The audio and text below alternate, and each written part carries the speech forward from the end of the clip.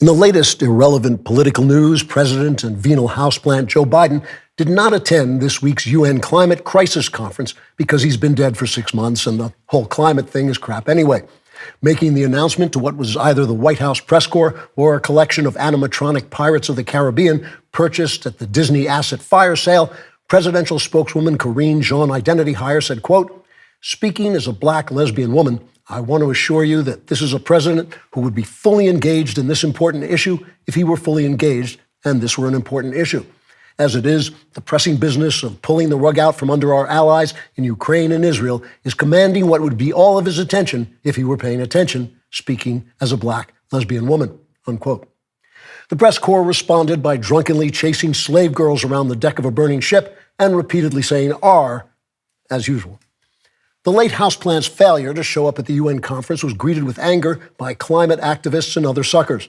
Mentally ill Swedish girl Greta Thunberg took time off from calling for the slaughter of Jews to protest the president's irrelevant inaction in an impassioned speech delivered to a gathering of her hallucinations. Thunberg said, quote, "I'm very disappointed in the president's remains.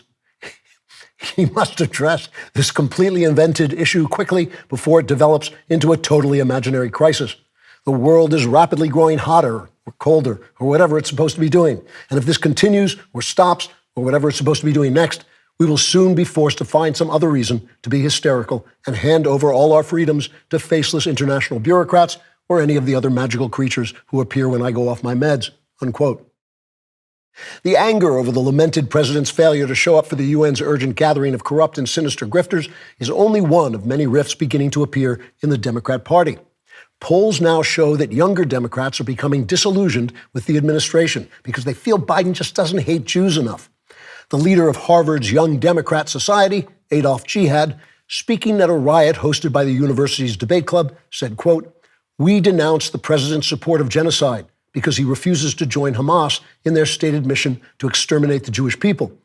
So, okay, maybe we don't exactly know what the word genocide means, but then we're Ivy Leaguers, so total ignorance has never stopped us from holding insane opinions with absolute self-certainty," unquote. Karine Jean-Identity Hire sought to reassure the Nazi Harvard group, saying, quote, "Speaking as a black lesbian woman, I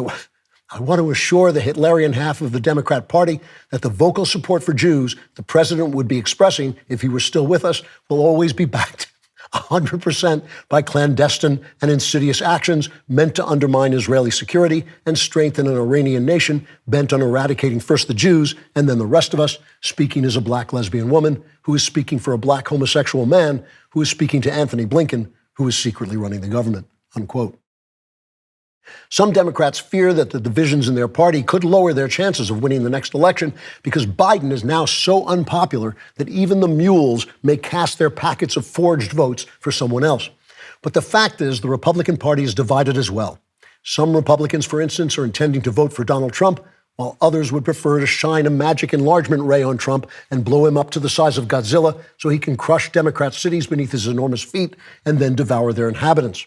Still, other Republicans would like to vote for Trump first and then enlarge him so he can unleash his atomic heat ray breath and warm the planet until the rapidly decaying Biden is forced to go to the UN climate conference and stink the place up.